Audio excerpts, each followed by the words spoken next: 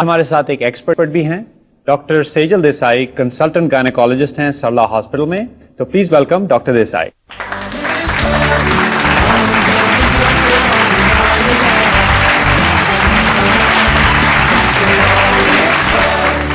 ये बताइए कि जब एक नई माँ आपके पास आती है ऐसे, तो आप उन्हें क्या एडवाइस देते हैं शुरू में?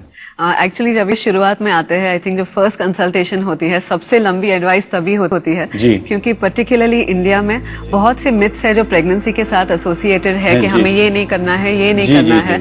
तो पहले ही टाइम हम सब यूजुअली ट्राई करते हैं कि पूरा बराबर से साइंटिफिकली बता दे तो आगे चल के प्रॉब्लम नहीं होती। चलिए, ये अच्छा मौका है, आप हमें कुछ मिथ्स बताइए और बताइए क्या सही नहीं है। ओके, सबसे पहले आई थिंक प्रेगनेंसी में पर्टिकुलरली भारत में इम्पोर्टेंस खाने पे बहुत दिया जाता है जी। तो फ्यू थिंग्स जो हम सबको बोलते हैं, एक तो जब आप खाना खाते हो तो स्मॉल फ्रीक्वेंट मील्स खाने चाहिए, माने 2-3 घंटे के अंतर में थोड़ा थोड़ा खाना चाहिए। मसाला वगैरह आपको अवॉइड करना है, बाहर का खाना अवॉइड करना है क्योंकि इन्फेक्शन लग सकता है। खाने में जो रिच फूड आयरन में है, जो हीमोग्लोबिन बढ़ाते हैं, जैसे है हरी सब्जियां, पालक, गुड़, डेट्स, वो आयरन में बहुत रिच है, वो खाने चाहिए। जो भी खाना खाते हो उसमें नींबू डाल के खाओ तो उसमें से आयरन अब्जॉर्प्शन बढ़ता है। बहुत लोगों को लगता है कि ये चीजें थोड़ी हॉट पड़ सकती है, गर्म पड़ सकती है, तो अबॉर्शन के चांसेस होते हैं, पर ऐसा सही नहीं है।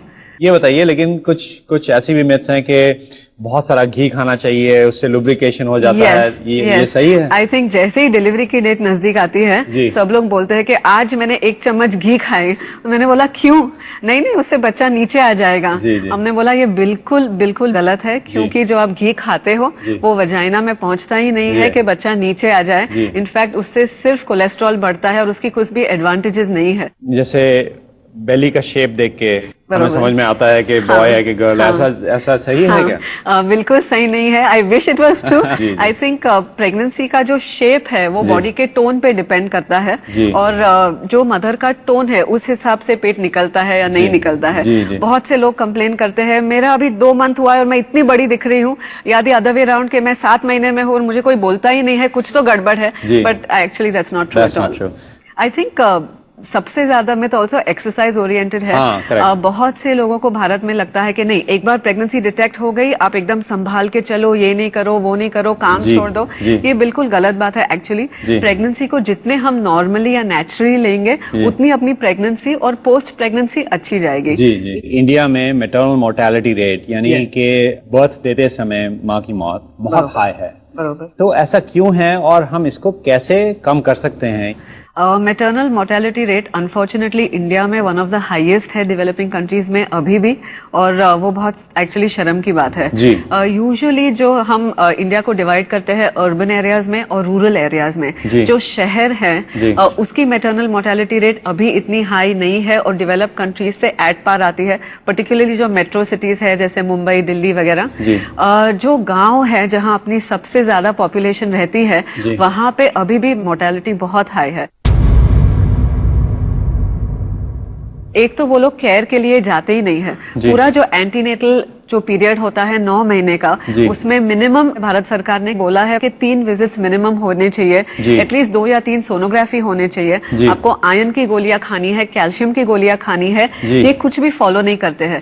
इसलिए जब भी डिलीवरी का समय आता है ऑलरेडी मदर में कॉम्प्रोमाइज होता है, क्योंकि उनमें खून ज्यादा नहीं होता है। जरा भी ब्लीडिंग ज्यादा हो गया तो तुरंत मौत के मुंह पे आ जाते हैं। तो अगर हमारे दर्शक घर पे डिलीवरी कर रहे हैं तो क्या चीजें वो अपने माइंड में रख सकते हैं जिससे थोड़ा सा सेफ हो सकता है? हाँ, एब्सोल्युटली। जो घर पे डिलीवरी आप करते हो तो एक तो जो पहले का 9 महीने का समय है वो टाइम तो एटलीस्ट 3 बार डॉक्टर के विजिट पे जाना चाहिए, 2 सोनोग्राफीज करनी चाहिए, अपने 3 या 2 टेटनस के टीके लगने चाहिए, आयरन और कैल्शियम की गोलियां खानी चाहिए, क्योंकि जब भी हम डिलीवरी पे जाए तभी हमारा हीमोग्लोबिन वगैरह अच्छा हो। घर पे भी जब भी डिलीवरी करते हो तो दाई है, हमने सरकार ने दाइस को ट्रेन करके भी रखा है, जिसको ट्रेन दाइस बोलते हैं। जो आप पहले से जान कर सके कि ये एरिया में ट्रेंड दाई कौन है, उनको हम घर पे बुलाएं। दूसरी चीज जो बहुत आम है और लाइटली लेते हैं वो है बुखार। जो बुखार आता है पर्टिकुलरली 100 से ऊपर जाता है, ठंडी लग के आता है, तो तुरंत डॉक्टर के पास जाना चाहिए। जब भी आपको लगता है कि बच्चा बराबर नहीं घूम रहा है, ये एक साइन है कि ये अच्छी बात नहीं है, बच्चा 2 दिन से घूमा नहीं है, आपको तुरंत जाके डॉक्टर को मिलना चाहिए कि भाई ये बच्चा बराबर नहीं घूम रहा है। घूमना मतलब हिलना अंदर, जैसे अंदर, कह रही थी। हाँ, हिलना, राइट। एडवाइस हमेशा यही होगी कि आप हॉस्पिटल में आके डिलीवरी कीजिए, क्योंकि डिलीवरी एक ऐसी चीज है जिसमें कभी भी कोई भी अनएक्सपेक्टेड कॉम्प्लिकेशन हो सकता है, और हॉस्पिटल ही ऐसी चीज है जो फुल्ली इक्विप्ड है ये कॉम्प्लिकेशंस डील करने के लिए। तो डेफिनेटली सेफ्टी के लिए हॉस्पिटल में डिलीवरी करना बहुत अच्छी बात है। जी जी, हम अपने दर्शकों को बताना चाहेंगे, अगर आप घर पे ही डिलीवरी करना चाहती हैं तो कुछ चीजें याद रखिए। पहला, टीके लगवा लीजिए। दूसरा, अगर आप दाई यूज कर रही हैं तो कृपया ट्रेन दाई यूज करें। तीसरा, एक अस्पताल चुन के रखिए, एक प्लान दिमाग में रखिए कि अगर कोई प्रॉब्लम होती है तो आप कहां जाएंगी, क्योंकि लास्ट मिनट डिलीवरी के टाइम ये सब सोचना या प्लान करना बहुत मुश्किल है। ये सब अगर आप प्लान करेंगे तो आपकी प्रेगनेंसी होगी हैप्पी प्रेगनेंसी और आपकी होगी सेफ डिलीवरी। तो आपके कोई क्वेश्चंस हैं हमारे लिए? मेरा एक क्वेश्चन है कि जो नॉर्मली कहते हैं कि डिलीवरी के बाद 40 डेज का रेस्ट चाहिए, तो वो क्या मिथ है या रियली आपको करना चाहिए? बायोलॉजी ये एक बहुत बड़ी मिथ है और हम मानते नहीं है कि घर में ही रहने के कोई एडवांटेजेस है। इनफैक्ट हम इनकरेज करते हैं कि जैसे ही डिलीवरी हो जाए आप उठो और आपके बच्चे का ध्यान खुद रखो, और किसी भी लोगों की साथ में ज़रूरत नहीं होती है। जैसे ही आप कंफर्टेबल हो, आपको वीकनेस नहीं है, आप बिल्कुल बाहर जा सकते हो और जो भी नॉर्मल लाइफ आप पहले लीड करते थे लीड कर सकते हो। तो आज हमने ये सब सुना और आपने समझ भी लिया, और हम होप करते हैं कि इनकी प्रेगनेंसी हैप्पी प्रेगनेंसी होगी और आपका जो नया सदस्य आने वाला है वो भी हेल्दी होगा। Thank you very much for coming.